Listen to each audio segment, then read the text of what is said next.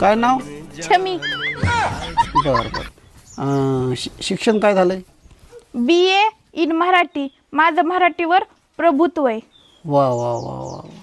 बरं, एक प्रश्न विचारू का मग? तुला आवडलेल्या स्थळाचं वर्णन कर. मला गेल्या महिन्यामध्ये एक स्थळ आलेलं होतं. पोरग काळ ठुस होतं. डांबरा एकीकडे ठेवलं आणि ते एकीकडे ठेवलं तर ओळखू बी यायचं नाही, एवढं काळ होतं. त्याचं नाक होतं का माझं तरी बारक्या भाज्यासारखं, त्याचं मोठ्या भाज्यासारखं होतं. गाल होते का बटाट्यासारखे होते. आणि त्याचं डोकं होतं का डोकं ते मोठ्या पातीला एवढं होतं. तरी पण मी त्याला हो म्हणले होते. का? त्याला 100 एकर जमीन होती आणि त्याला गव्हर्नमेंट नोकरी होती म्हणून. मग कशामुळे तुटलं?